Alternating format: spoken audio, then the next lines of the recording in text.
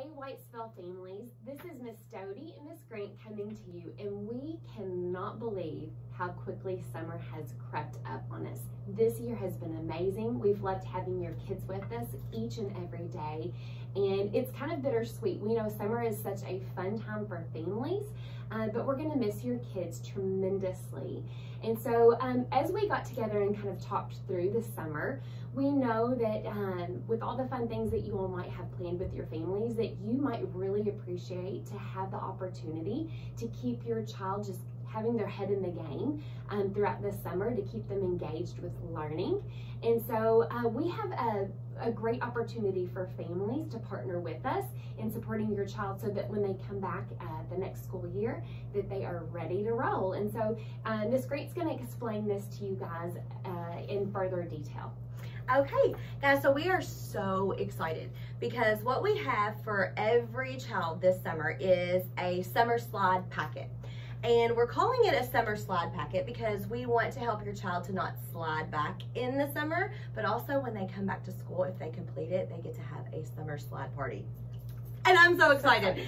Yeah, I think it's gonna be lots of fun. So what the packet looks like is on the front, every child has the Wildcats Lead board, and it's kind of like a bingo board. And we have used this year with incentives and things so that the students are all familiar with it. But in each block of the board, there is an activity to do, whether it has to do with reading, writing, math, technology by using iReady, or even SEL activities. So what's really cool about this is that your child can work at their own pace throughout the summer. You can do these things in any order, and everything that you need for this is inside the packet. So that makes it really handy. I love that. So like it keeps everything nice and easy to find. Yes, yes. I love it. Okay, let me ask you, Ms. Grant, as a child is completing, and you said they could go in any order, what do you suggest to show that they've completed each of those items? Well, I'm thinking that once you have completed something, so here's an example. So like the very first box on the board says, fill up 2 pages of writing in my journal. So in order to be able to mark this box out, and you can mark it with an X, a parent, you can initial it to show that they've completed that. That would be an excellent way. Once that activity is completed, then you can mark that box out. So let me give you an example of what that looks like. Inside your packet, you have a reading log. So over the summer, we're asking that you read 20 books. Listen to your child read or read to them, but add those just like you've done throughout the year with the 40-book challenge. We have a 20-book challenge throughout the year. And so there are spaces in this board that will help you fill those spaces up.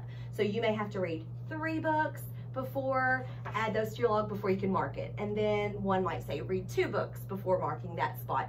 But by the end of completing these, you will be able to complete your 20-book challenge with that. There are some summer writing prompts inside. You do not have to use these as what you write about in your journal at all. These are just some ideas and suggestions that might help your child to think of something to write about, but you can write about anything. So if they want something else, they have something else that they would like to share or write about in their journal, by all means, please do it. But these are just some ideas. So you have enough journal pages inside also for you to complete everything that you need on your Wildcats Lead board. You also have some reading comprehension passages, and on the back side of that, you will find the questions that go along with that passage.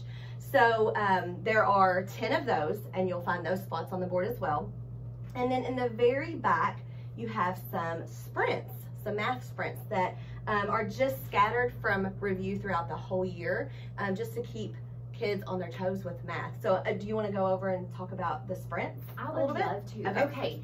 So I noticed on our Wildcat Lead board, we have, for example, what Ms. Grant said, complete 2 sets of math sprints. So kind of diving back into the back here, I see that it's going to start with a sprint A, and it'll say lesson 5, and they go in order, and then I see a lesson 5 sprint B. So with these sprints, what we're asking you to do is the same thing that we replicate at school, okay? So Ms. Grant has a timer. She could set the timer for, we're gonna set a goal of like 1 minute, okay? So she would set the timer for a minute. If you don't have a timer, use your iPod, use your iPhone. It does not have, you can just look at the clock in your kitchen. We use Alexa a lot. Okay. We tell Alexa all the time to set timers. I love that. Yeah. That's perfect.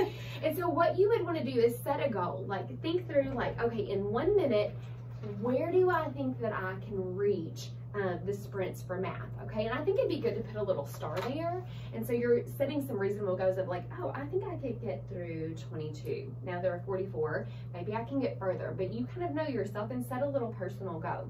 And so whenever we set the timer, then I'm going to go through and I'm going to solve as many problems as I can. And the minute I'm like past my 22 mark and I might go past, I may not reach it. Maybe I kind of got stuck in that minute. Once a minute goes off, I'm going to draw a line to where I completed.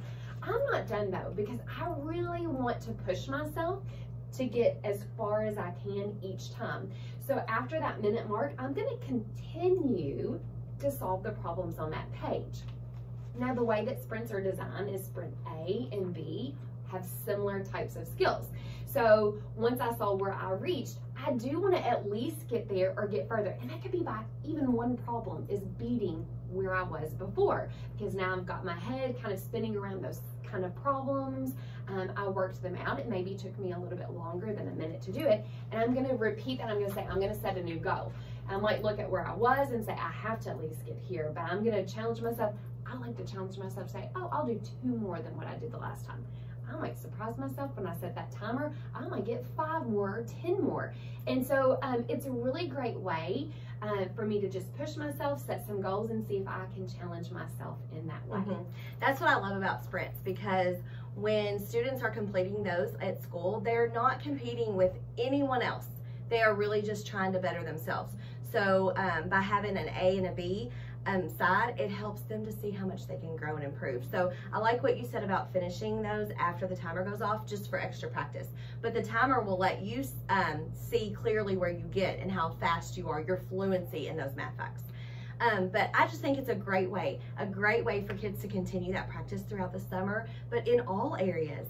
One of my favorite things about this board, I love all of the academic stuff, obviously keeping them engaged and helping them throughout the summer. But one of my favorite parts is the SEL things that are on it. I love those. It's mine too, Miss Grant. Yes. I'm the most excited about that too, because it's summertime, and I think like we really want the whole child to be focused on, and we know that academics is not the only important thing for our kids. So looking at some of those for your family, I know that you have even your own children that are here at Whitesville. What's the one you're looking forward to the most? I don't know. I really think like help someone with their chores. I'm kind of looking forward to them helping with some chores. I don't know. But there's a lot of fun things on here, like helping to cook a meal with your family. And I think that that is something that you may already do as a family, but if not, it's just a way for you to be intentional and spend that time together. And that counts as one of the spots on their board.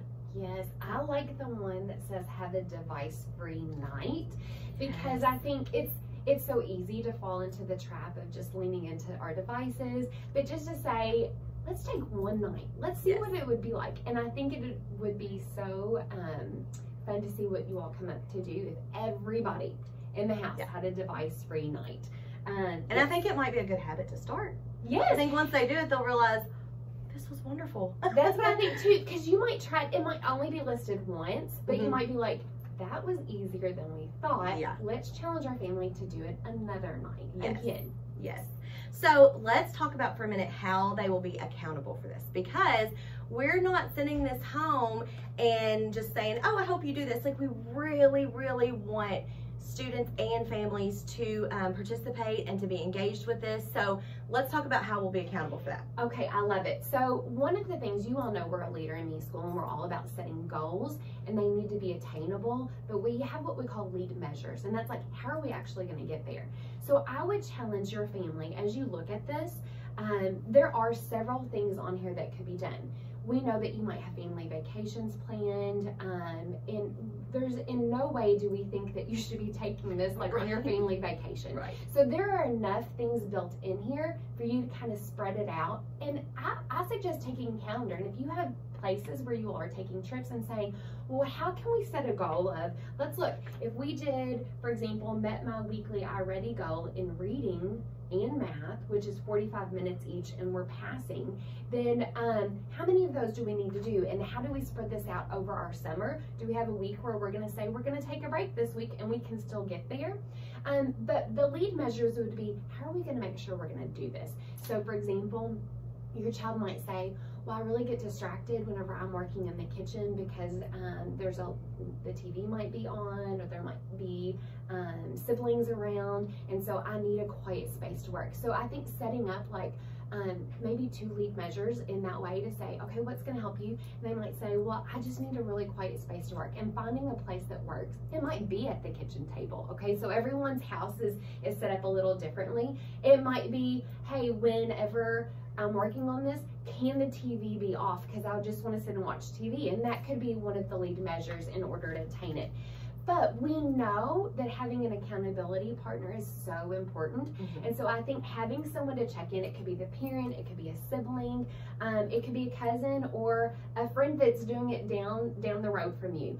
But we want to partner with you in that way. And so we know that that the summer might seem like a while to wait, and we don't want you to cram and wait till the very end before school starts. So we are going to be deciding as a leadership team on a specific date, but we're gonna have a midpoint check-in for all of our Whitesville students to come by, stop in with your summer slide packet, and to show us your progress you're making, okay? And our goal is that you would be working halfway through this. So not that you would have it all done yet, that's not reasonable, but that you are showing that you are making adequate progress towards meeting half of those goals halfway through summer.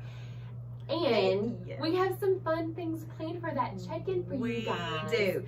So at that check-in, we want to see, like Miss Doty said, we want to see that you are making progress toward that you're about halfway through. But there's going to be some prizes for bingo lines that you create. So if you have created or completed a line, then your child will get a prize. But we also have some things that we're going to give to those that come. We're hoping that every child can leave with a new book. How amazing is that? I love new books. And that helps so much with the reading challenge. It does. Adding into that little spot there. Yeah. So we'll have some prizes, we'll do some check-ins, you'll leave with a new book that you can add to your reading log for the second part of the summer.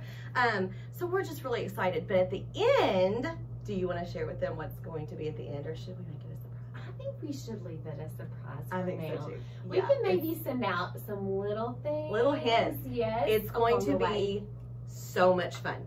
Those of you that complete all of your Wildcats Lead board when you come back in August are going to be in for a really big treat.